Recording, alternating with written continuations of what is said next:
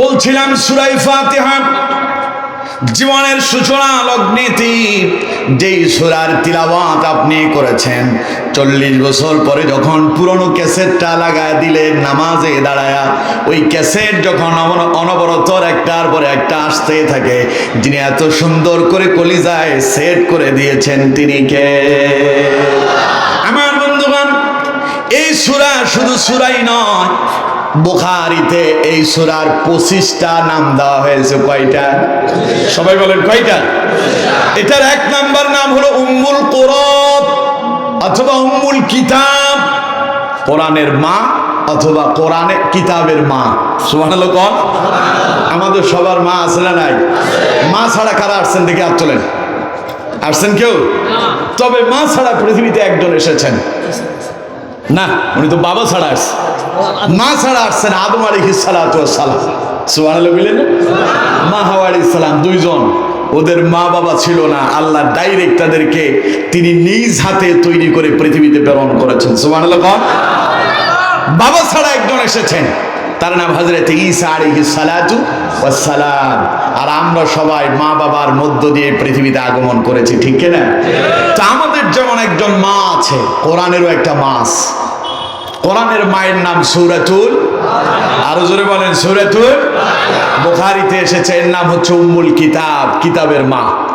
গোটা কোরআনুল কারীমে আল্লাহ পাক যত কথা বলেছেন, এই সব কথাগুলোকে ছোট্ট সূরা সূরাল ফাতিহা, সূরাতুল ফাতিহাতে ভূমিকাতে পুরো সব কথা আল্লাহ পাক এখানে কোট করে দিয়েছেন। সুবহানাল্লাহ। এটা কোরআনের শিরোনাম। এটা কোরআনের কি? দেখেন না আপনারা, যখন টেলিভিশনে সংবাদ প্রচার হয় প্রথমে বলে শিরোনাম, তারপরে বিস্তারিত, ঠিক কি না? সূরা ফাতিহা হচ্ছে কোরআনের শিরোনাম, গোটা কোরআন হচ্ছে সূরা ফাতিহার বিস্তারিত। সুবহানাল্লাহ। আমার বন্ধুগণ, এই সূরার আরো নাম আছে। এটার আরেকটা নাম হচ্ছে সূরাতুদ দুআ। এটা হচ্ছে দোয়ার সূরা। সুবহানাল্লাহ। আমার বন্ধুগণ, নবী করিম সাল্লাল্লাহু আলাইহি ওয়াসাল্লাম বলছেন, বুখারীর বর্ণনা, আল্লাহ নবী বলছেন, আফদালুয যিকরি লা ইলাহা ইল্লাল্লাহ ওয়া আফদালুদ দুআই আলহামদুলিল্লাহ। পড়েন আল্লাহু আকবার। নবীজি বলেছেন শ্রেষ্ঠ জিকির হলো লা ইলাহা ইল্লাল্লাহ, আর শ্রেষ্ঠ দোয়া হলো সূরা ফাতিহা আলহামদুলিল্লাহ। দোয়া জানেন না যারা, কোন দোয়া জানেন না, খালি সূরা ফাতিহা পড়বেন। হুজুর আমি আরবিতে কিছুই পারি না। মিয়া সাহেব, সূরা ফাতিহার চাইতে শ্রেষ্ঠ দোয়া আরেকটাও নাই। সুবহানাল্লাহ। হাদিস থেকে শোনেন, নবী করিম সাল্লাল্লাহু আলাইহি সাল্লাম বলছেন, এই সূরাটা যখন বান্দা নামাজে পড়ে, এর ফজিলত হলো এই, প্রত্যেকটা আয়াত যখনই বান্দা তিলাওয়াত শেষ করে, আল্লাহ পাক সঙ্গে সঙ্গে বান্দার সাথে কথা বলে। সুবহানাল্লাহ। আমাদের সেই কান নাই, আমরা শুনি না, আমাদের ওই চোখ নাই, আমরা দেখি না। আল্লাহ নবী বলছেন, বান্দা যখন নামাজে দাঁড়িয়ে যায়, নামাজে দাঁড়িয়ে আল্লাহর বান্দা যখন পড়ে আলহামদুলিল্লাহি রাব্বিল আলামিন, সঙ্গে সঙ্গে আল্লাহ পাক জবাব দেন। আল্লাহ রব্বুল আলামিন বলেন, হামিদানি আব্দি, বান্দারে তুই তো আমার প্রশংসা করেছিস। এবার আল্লাহ পাক বলেন, আমার বান্দা আর কি বলতে চাস? এবার আমরা বললাম আর রহমানির রহিম। আল্লাহ রাব্বুল আলামিন বলেন, আথনা আলাইয়া আব্দি, আমার বান্দারে তুই তো আমার মহত্বের কথা বলেছিস, আমার বড়ত্বের কথা বলেছিস, আর কি বলতে চাস? এবার আমরা বললাম মালিকি ইয়াউমিদ্দিন। আল্লাহ রাব্বুল আলামিন সঙ্গে সঙ্গে পাল্টা জবাব দিয়ে দেন। আল্লাহ পাক বলেন, মানজাদানি আব্দি, আমার বান্দা তুই তো আমার ক্ষমতার কথা বলেছিস। বলেন আল্লাহু আকবার। এরপরে আপনি বলেন ইয়াকা না'বুদু ওয়া ইয়াকা নাস্তাঈন, তখন আল্লাহ পাক বলেন হাযা বাইনি ওয়া বাইনা আব্দি, আমার বান্দা এটা তো আমার আর তোর সাথে একটা সেতু বন্ধন হয়েছে, কানেক্টেড হয়েছে, তার মানে তুই আমার বান্দা, আমি তোর রব আল্লাহ। এই পর্যন্ত যখন আপনি তিলাওয়াত করেন, এরপরে আপনি পড়তেছেন ইহদিনাস সিরাতাল মুস্তাকিম সিরাতাল্লাযীনা আন'আমতা আলাইহিম গায়রিল মাগদুবি আলাইহিম ওয়ালাদ-দাল্লিন। পড়েন আমিন। নবীজি বলেন, আপনি যখন ইহদিনাস সিরাতাল মুস্তাকিম থেকে শুরু করে ওয়ালাদ-দাল্লিন পর্যন্ত পড়েন, গোটা জায়গাটা হলো দোয়া। আল্লাহ নবী বলছেন, আপনি যখন বলেন ইহদিনাস সিরাতাল মুস্তাকিম, আল্লাহ আমি তোমার কাছে সহজ সরল পথ, তোমার কাছে আমি সাহায্য চাই। সিরাতাল্লাযীনা আন'আমতা আলাইহিম, আমার ওই পথে চালাও যেই পথে তোমার প্রিয়জনেরা চলে গিয়েছে।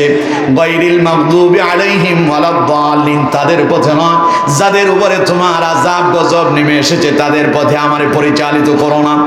আপনি যখন এই পর্যন্ত তিলাওয়াত করেন, নবীজি বলেন আসমানের একদল ফেরেশতা নামাজে আপনার তিলাওয়াত শেষ হওয়ার সঙ্গে সঙ্গে চিৎকার মেরে তারা বলে ওঠে আমিন। এর জন্য আমার বন্ধুগণ, বিশ্বনবী মুহাম্মদ সাল্লাল্লাহু আলাইহি ওয়াসাল্লাম বলেছেন, আমার উম্মতেরা যখন ইমাম সাহেব নামাজে দাঁড়ায় পড়বে গায়রিল মাগদুবি আলাইহিম ওয়ালাদ-দাল্লিন ফাকুলু আমিন, তখন তোমরা ইমামের তিলাওয়াতের পরেই পড়ে নাও আমিন। কারণ আসমানে যেই ফেরেশতারা আমিন বলে, দুনিয়ায় যদি তুমিও যদি সূরা ফাতিহা শেষে যদি আমিন বলো, দুইজনের আমিন যদি এক হয়ে যায়, আল্লাহ পাক তার পূর্বের সব গুনাহ মাফ করে দেয়। শুধু তাই না, নবীজি বলেছেন, বান্দা যখন ইহদিনাস সিরাতাল মুস্তাকিম থেকে ওয়ালাদ-দাল্লিন পর্যন্ত তিলাওয়াত করে, আল্লাহ পাক বলেন মাঝখানে আমার বান্দা আমার কাছে যা চাইলো, আমি আল্লাহ পাক বান্দার সব তামান্না বাসনাগুলো কবুল করে নেই। এজন্য সূরা ফাতিহা হলো শ্রেষ্ঠ দোয়া। সূরা ফাতিহা কি? আরো জোরে বলেন কি? এই দোয়া পৃথিবীর কারো শেখানো না। যেমন আমরা দোয়া করি, রব্বানা যালামনা আনফুসানা ওয়া ইল্লাম তাগফির লানা ওয়া তারহামনা লানাকুনান্না মিনাল খাসিরিন। এই দোয়াটা করেছিলেন হযরত আদম আলাইহিস সালাম। এই দোয়া আল্লাহ পাক আমাদেরকে শিখিয়ে দিলেন। আদম বলল রব্বানা যালামনা আনফুসানা ওয়া ইল্লাম তাগফির লানা। আদম এবং হাওয়া দুইজনে আল্লাহর কাছে দোয়া করলেন, আল্লাহ আমরা আমাদের নিজেদের উপরে জুলুম করেছি, ওয়া ইল্লাম তাগফির লানা, আপনার কাছে আমরা ক্ষমা চাই, ওয়া তারহামনা, আপনি আমাদের প্রতি রহম করেন, লানাকুনান্না মিনাল খাসিরিন, আপনি যদি আমাদেরকে ক্ষমা না করেন তাহলে আমরা ক্ষতিগ্রস্ত হয়ে যাব। হযরত আদম আলাইহিস সালাম যখন মা হাওয়া আলাইহিস সালাম কি সঙ্গে নিয়ে এই দোয়া করলেন, দোয়া যিনি মঞ্জুর করেছেন তিনি কে? এই দোয়া হলো আদম আলাইহিস সালামের দোয়া। আর আমাদের নবী একখান দোয়া করতেন, তা হলো রব্বানা আতিনা ফিদ দুনিয়া হাসানাতাও ওয়া ফিল আখিরাতি হাসানাতাও ওয়া কিনা আযাবান নার।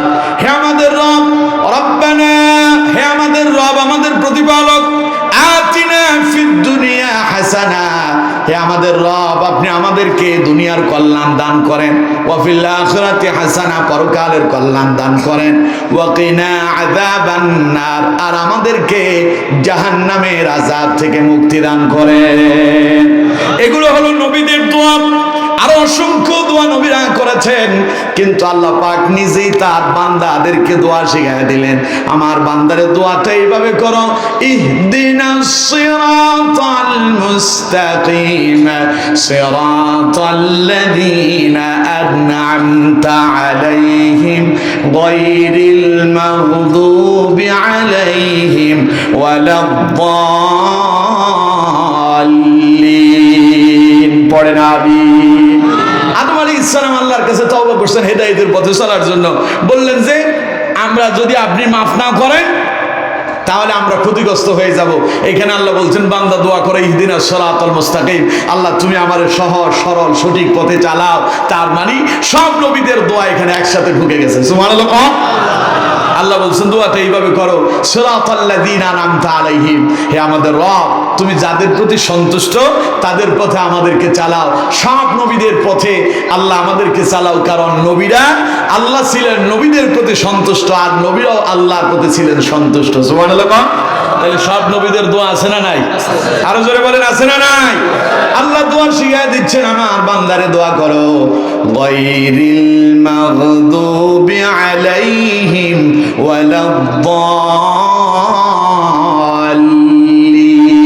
আমার বান্দা দোয়া করে এইভাবে, আল্লাহ আমারে তাদের পথে পরিচালিত করো না যাদের উপরে তোমার অসন্তুষ্টি, যাদের উপরে তোমার লানত গজব এসেছে।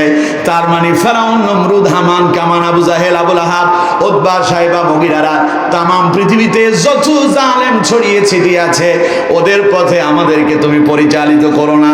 তার মানে আল্লাহর শেখানো এক দোয়ার ভেতরে সব দোয়াগুলো আছে না না? সুতরাং এই জন্য আল্লাহ নবী বলেছেন, আফদালুয যিকরি লা ইলাহা ইল্লাল্লাহ ওয়া আফদালুদ দুআই আলহামদুলিল্লাহ। সবচাইতে শ্রেষ্ঠ জিকির হলো লা ইলাহা ইল্লাল্লাহ, আর সবচাইতে শ্রেষ্ঠ দোয়া হলো আলহামদুলিল্লাহ। পড়েন আল্লাহু আকবার। আমার কথা কি আপনারা অসন্তুষ্ট হচ্ছেন? সহজ দোয়া শিখিয়ে দিলাম, পারেন না এমন কেউ নাই, নামাজ পড়েই দোয়া করবেন, পারবেন তো ইনশাআল্লাহ? আল্লাহ তৌফিক দান করুন, বলুন আমিন। আমার বন্ধুবান, তাইলে সূরা ফাতিহার এক নাম, ফাতিহা হলো সূচনা, কোরআন এই দিয়েই শুরু হয়েছে। সূরাতুল উম্মুল কোরআন বা উম্মুল কিতাব, এটা হচ্ছে কোরআনের মা। এবার বললাম সূরাতুদ দুআ, এটা হলো শ্রেষ্ঠ দোয়া। এর আরো একটা নাম আছে, নাম হলো সূরাতুশ শিফা, অর্থাৎ সুস্থতা দোয়া।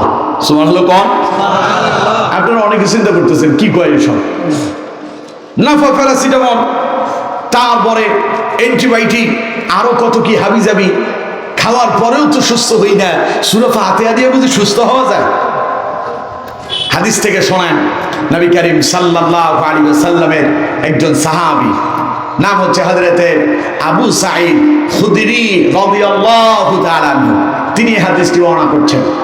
হযরতে আবু সাঈদ খুদরি রাদিয়াল্লাহু তাআলা আনহু বলছেন যে নবী করিম সাল্লাল্লাহু আলাইহি সাল্লামের কিছু সাহাবী একটা সফরে বের হলো। তারা মরুভূমিতে দীর্ঘ পথ অতিক্রম করার পরে তারা ক্লান্ত, পরিশ্রান্ত, ক্ষুধার্ত, তৃষ্ণার্ত, পিপাসিত। তারা তাদের ক্লান্তি দূর করার জন্য মরুভূমিতে তাঁবু টানালো। মরুভূমিতে তারা বিশ্রাম করতেছে। প্রতিমধ্যে ওই এলাকার ওই কওমের একজন লোক চিৎকার করে করে বলতেছে, এই তাঁবুতে এমন কেউ কি আছে যে সাপে কামড় দেওয়া লোকের বিষ নামাতে পারে? এমন কেউ কি আছে? আমাদের গোত্রের নেতাকে সাপে কেটেছে, এলাকার লোকজন কেউ বাড়িতে নাই, সবাই মেলায় গিয়েছে। তোমাদের মাঝে এমন কেউ কি আছে যে তাকে সুস্থ করতে পারে? একজন সাহাবী বললেন, চলো, কোথায় সে? আমি দেখতে চাই, আমাকে সঙ্গে নিয়ে যাও। সাহাবী সেখানে গেলেন। সেখানে গিয়ে সাহাবী ওই মানুষটা যারা সাপে কেটেছে, আধ মরা হয়ে মানুষটা মরে পড়ে আছে, দেহটা নিথর হয়ে পড়ে আছে, শরীরটা কালো হয়ে গেল, বিষাক্ত সাপে তারে কেটেছে। তিনি অপেক্ষা করছেন কখন তার মৃত্যু আসবে। এমন সময় সাহাবী সেখানে উপস্থিত হলেন। সাহাবী সূরা ফাতিহা পড়ে তার ফু দিলেন। ওই মৃত শয্যায় ব্যক্তিটা জীবিত হয়ে উঠে বসে গেল। ওই গোত্রের নেতা খুশি হইয়া তারে ক্ষুদ্র একটা ছাগলের পাল, অর্থাৎ কয়েকটা ছাগল দান করলো, সাথে কিছু পানিও দিল।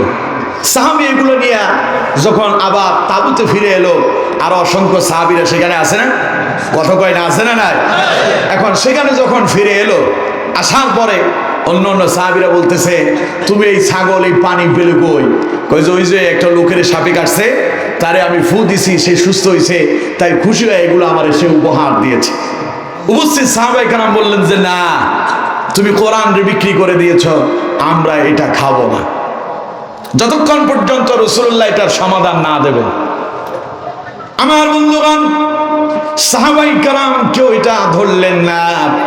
সাহাবায়ে কেরাম যখন মদিনায় ফিরে এলেন, রাসূলুল্লাহর কাছে যখন ফিরে এলেন, সাহাবী উপস্থিত, সাহাবীরা সবাই ওই সাহাবীর বিরুদ্ধে রাসূলুল্লাহর কাছে অভিযোগ করলো। নবীজি সাহাবীকে ডাক দিলেন, আমার সাহাবী এইদিকে আসো। সাহাবী এলেন, রাসূলুল্লাহ জিজ্ঞাসা করলেন, ঘটনা খুলে বলো, তুমি কি করেছিলে? সাপে কাটা মানুষটারে তুমি কি পড়ে ফু দিয়েছ? ওই সাহাবী বললেন, হুজুর আমি তো কোনো দোয়া জানি না, আমি কোনো মন্ত্র জানি না, আমি কোরআনুল কারীমের শ্রেষ্ঠ সূরা সূরা ফাতিহা পড়ে তারে ফু দিয়েছি, আল্লাহ তারে সুস্থ বানায় দিয়েছে। নবীজি বললেন, আমার সাহাবী রে, এটা যে সূরাতুশ শিফা, এটা যে রোগ মুক্তির সূরা, এটা যে সুস্থতার সূরা, এটা তোমারে কে বলেছে? পড়েন আল্লাহু আকবার। নবীজি বললেন, আমার সাহাবী টেনশন করো না, হাদিয়া তুমি যা পেয়েছো ওখান থেকে নিজেরাও খাও, অবশিষ্ট যদি কিছু থাকে আমি রাসূলকেও তোমরা হাদিয়া হিসাবে দাও। খালি ডাক্তারের কাছে গেলে পয়সা দেয়, বিজিক লিখে দেয়, ঢুকলে 1000 টাকা। পেটে ব্যথা হইছে, ডাক্তারের কত ওষুধ খাইলো, কাম হইল না। মাথার ব্যথা যায় না, ডাক্তার দেখাতে দেখাতে বেহুশ হয়ে গেছে। মসজিদে ইমাম সাহেবরা এসে বললো, হুজুর মাথা ব্যথা 1 সপ্তাহ যাবত যাচ্ছে না, পেটের ব্যথা আমাশা যায় না, আজকে 10 দিন হয়ে গেছে, একটু পানি পড়ে দেন। হুজুর পানি পড়ে ফু দিল, ওই পানি খাইয়া মাথা ব্যথাও গেল, পেটের আমাশাও ভালো হলো, কিন্তু 1 টাকাও হাদিয়া দেয় না। হাদিয়া তো দেয় না, বরং হুজুর যদি বলে কিছু হাদিয়া তো দেওয়া দরকার আছে, কয় যে আমাদের হুজুর তো অত্যন্ত লোভী, এটা তো ভালো না, ঠিক কিনা? অথচ নবী বললেন, আলহামদুলিল্লাহ, যা নিছো অসুবিধা নাই, নিজেও খাও আমাদেরকেও দাও। আলহামদুলিল্লাহ বললেন না?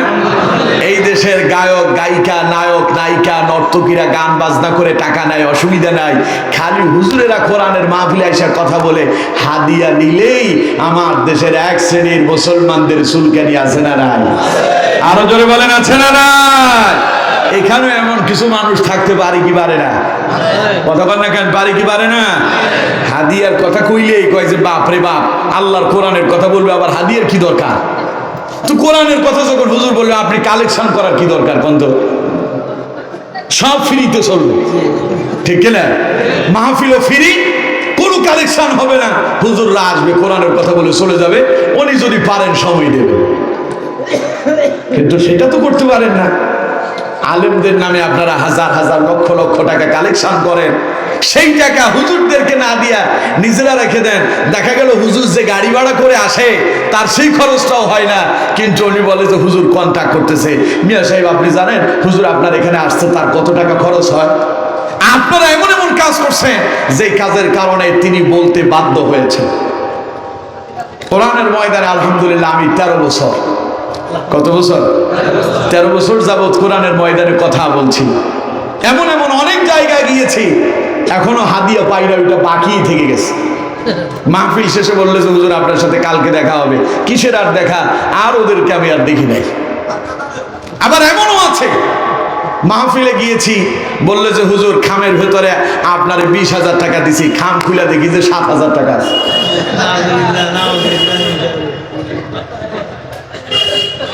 গেলাম আমি গত কয়েকদিন আগের একটা ঘটনা বলি। যশোরে একটা মাহফিল করতে গেলাম, ফেনী থেকে যশোরে একটা গাড়ি ভাড়া করে গেলে 20,000 টাকা শুধু গাড়ি ভাড়াই আছে। পথে আবার আমাদের খাওয়া দাওয়া আছে না, 25,000 টাকা আমাদের খরচ গেল। মাহফিল কমিটি হাদি নিয়ে এসে বলতেছে হুজুর এখানে 20,000 টাকা দিয়েছে। আমি বললাম যে 25,000 টাকা খরচ গেল, 20,000 টাকা দিলেন, বাকি টাকা এখন করবো কি? ড্রাইভারে কি দিব? আমি এখন কেমনি বাড়ি যাব? বহু খুশি খুশি করে আরো কিছু আইনা দিল, গনে দেখি ওইখানে আছে 15,000। কয় হুজুর দিছি 25,000। ওইখানে তো আর গনি নাই। পথে আইসা আমার সবার সঙ্গে বললাম যে দেখো তো আসলে পয়সা কত দিছে, দেখি যে আছে 15,000। আরো গেল কত? কথা কয় না, আরো গেছে কত? কার পকেট থেকে? হুজুরের পকেট থেকে। এই জন্য হুজুররা বলতে বাধ্য হয়, ভাই সাহেব আপনার ওইখানে যেতে আমার খরচ এত লাগে, হাদিয়া এত দিতে হবে।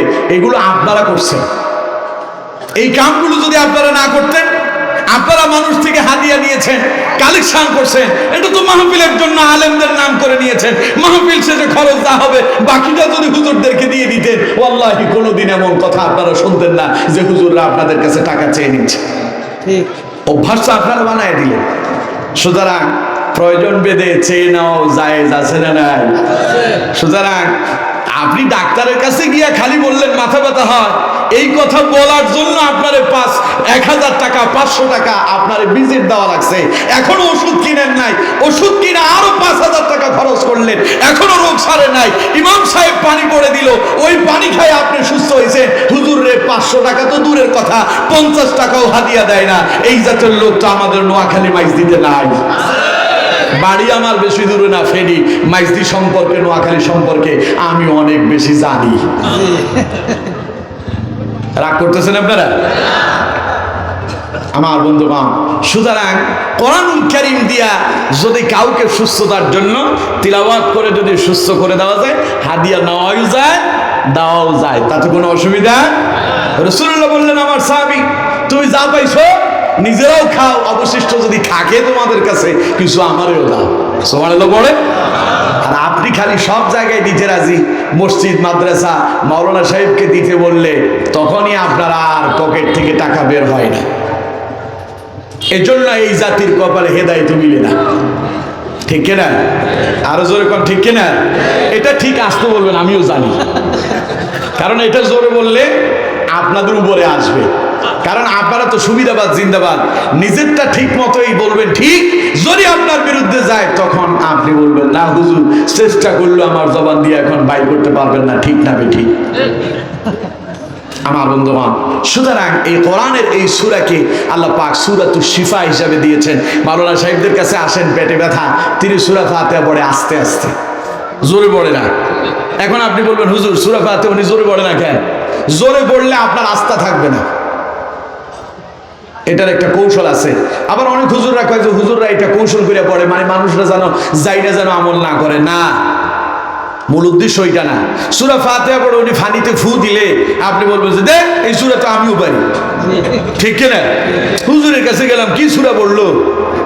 এক সময় আমরা দেখেছি এই দেশের ওলি আল্লাহ যারা ছিলেন হক্কানি, এখন তো ভণ্ডের অভাব না, ঠিক কিনা? আরো জোরে বলেন ঠিক কিনা?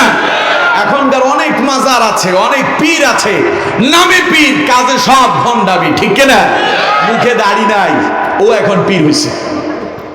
দেওয়ানবাগ একখান আছে, দেখেন না, বাপ মরছে এখন ছেলে পীর হয়েছে, ওর কোনো ইসলামের কোনো লেবাসই নাই, ঠিক কিনা?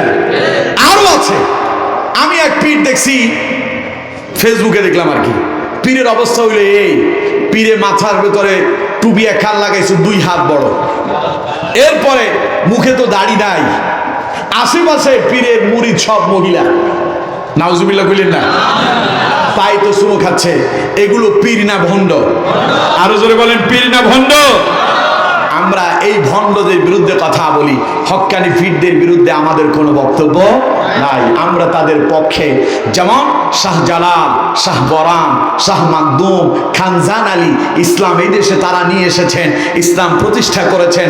তারা আমাদের মতো এইরকম ভণ্ড পীরদের মতো কাজ করেন নাই, দ্বীনের প্রচার করেছেন। আর আমাদের পীরেরা খালি খানকায় বসে থাকে, জিহাদের কথা বললে কয় যে আমি সেখানে নাই, ইসলামী আন্দোলনের কথা বললে বাপ রে বাপ, আমরা হুজুর মানুষ, আমরা আবার আন্দোলন করে করবো কি?